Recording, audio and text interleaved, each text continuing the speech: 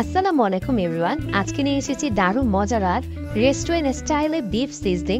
রেস্টুরেন্টে আমরা এটা অনেক টাকা দিয়ে কিনে খাই, বাসায় যদি এত পারফেক্টভাবে বিফ সিজলিং বানানো যায় তাহলে কেন কিনে খাবো। চলুন আজকে পুরো প্রফেশনাল রেসিপিতে বিফ সিজলিংটা দেখে নেই। আমি খুব সহজভাবে এবং ঘরোয়া উপকরণে দেখানোর চেষ্টা করেছি, আপনারা বাসায় অবশ্যই ট্রাই করবেন। প্রথমে আমি এখানে 2 কাপ বিফ নিয়েছি, একদম স্লাইস করে জুলিয়ান কাট করে নিয়েছিলাম।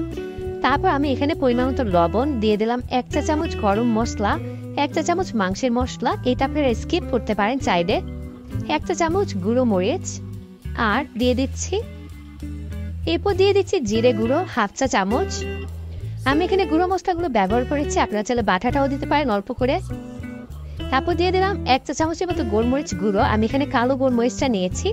তারপর লবণ দিয়ে দিয়েছিলাম আর একটু, আর দিয়ে দিলাম 1 টেবিল চামচ আদা রসুনের পেস্ট, দিয়ে দিচ্ছি 1 টেবিল চামচ সয়া সস। এই সব কিছু আমি ভালো করে খুব ভালো মতো মেখে নিচ্ছি।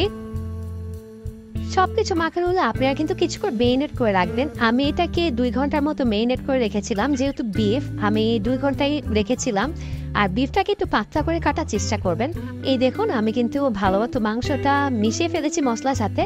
এরপর আমি এখানে প্রায় 1 চা চামচের মতো লেবুর রস দিয়ে দিব, এতে করে ফ্লেভারটা খুব ভালো আসে। আপনারা চাইলে সিরকাও দিতে পারেন।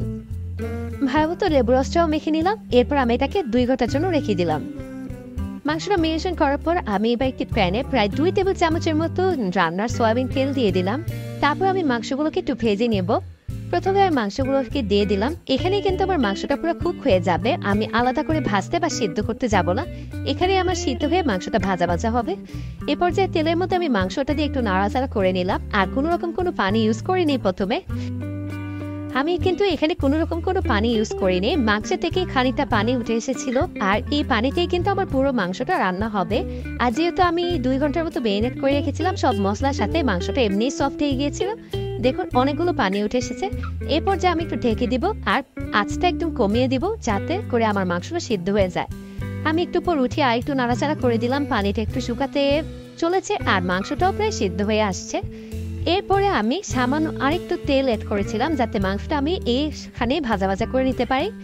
সিজলিংয়ে কিন্তু আলাদা করে আর মাংস ভাজার দরকার নেই, এখানেই আপনারা মাংসটাকে ভেজে নিতে পারেন। এতে করে কিন্তু মাংসের জুসিনেসটা থাকবে আর খেতেও খুব মজা লাগে, আর এক্সট্রা ঝামেলাও হয় না। এই দেখুন মাংসটা কিন্তু উপর দিয়ে একদম ভাজা হয়েছে। আমি একটু দেখিয়ে দিচ্ছি, রংটা কিন্তু একটু চেঞ্জ হয়ে আসছে। এরপর আমি ভাজা মাংসটা তুলে একটা সাইডে রেখে দেব আর মূল সিজলিং এর রান্নায় চলে যাব। এরপর আমি প্যানে আবার 2 টেবিল চামচের মতো তেল দিয়ে দিলাম।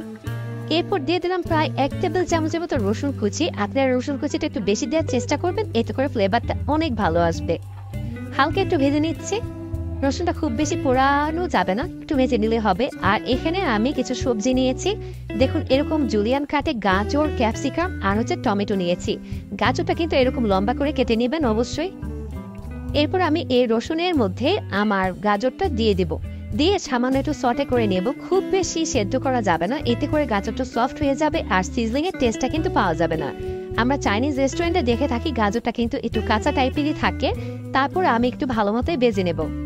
হালকা একটু সটে করার পর আমার গাজরটা কিন্তু একটু সফট হয়ে এসেছে, খুব বেশি সেদ্ধ বা সফট করা যাবে না, এতে করে কিন্তু ভালো লাগবে না খেতে। এই দেখুন প্রায় হয়ে এসেছে। এরপর যে আমি দিয়ে দিলাম ক্যাপসিকাম।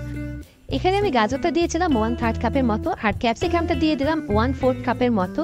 আমি ক্যাপসিকামটাও কিন্তু একটু পাতলা পাতলা লম্বা করে কেটে নিয়েছি। আর এখানে প্রায় 1/4 কাপের মতো আমি পেঁয়াজ কিউব দিয়ে দিলাম। পেঁয়াজটাকে আমি কিউব করে কেটে খুলে নিয়েছিলাম।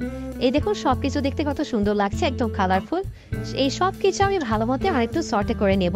কোনো কিছুই কিন্তু একদম 100% সেদ্ধ করা যাবে না, একটু জাস্ট হালকা একটু সর্টে করে নিচ্ছি। এরপর আমি ভেজে রাখা আমার মাংসটা দিয়ে দিলাম। এরপর আমি উপরে সব রকমের সস এবং উপকরণ দিয়ে দিচ্ছি। এখানে আমি টমেটো সস দিচ্ছি 2 টেবিল চামচ, চিলি সস দেব 1 টেবিল চামচ, চেষ্টা করবেন সব সসই দেওয়ার। তারপরে দিয়ে দিচ্ছি আমি এখানে 1 টেবিল চামচ বারবিকিউ সস, এতে করে টেস্টটা অনেক ভালো আসবে। আর দিয়ে দিলাম 2 টেবিল চামচের মতো সয়া সস। আর আপনারা চাইলে এখানে আরেকটু সিরকা 1/2 চামচ ইউজ করতে পারেন। তারপর দিয়ে দিলাম 1 চামচ গোলমরিচ, 1/2 চামচ লবণ আর 1 চামচের মতো চিনি। এই সব কিছু দিয়ে আমি খুব ভালো মতো মিক্সড করে নেব। আর এখানে দিলাম প্রায় 1/4 কাপের মতো টমেটোটাকে আমি খুব সুন্দর করে কেটে নিয়েছি, দেখতে পাচ্ছেন। সব সসের সাথে আমার এই মাংসের মিশ্রণটা ভালো মতো মিশিয়ে নিচ্ছি। দেখতে কতটা লোভনীয় লাগছে, আর টেস্ট কিন্তু অনেক ভালো হয়েছিল, আর একেবারে স্মেলটা রেস্টুরেন্টের মতোই আসছিল। এই রেসিপিতে রান্না করলে আপনারা কোনো অংশে রেস্টুরেন্টের স্বাদ থেকে কম পাবেন না। আশা করা যায় আপনারা অবশ্যই সেম টেস্টটাই পাবেন। আর আমি যে যে ইনগ্রেডিয়েন্টস দিয়েছি অবশ্যই দেওয়ার চেষ্টা করবেন। আমি একদম হাতের কাছে থাকে এরকম সস বা ইনগ্রেডিয়েন্টস দেখিয়েছি। আপনারা চাইলে আরও কিছু অ্যাড করতে পারেন, এখানে ওয়েস্টার সস বা ম্যাগি সসও ইউজ করতে পারেন, তবে আমি একেবারে কাছে যেগুলো ছিল সেগুলো দিয়ে দেখিয়েছি।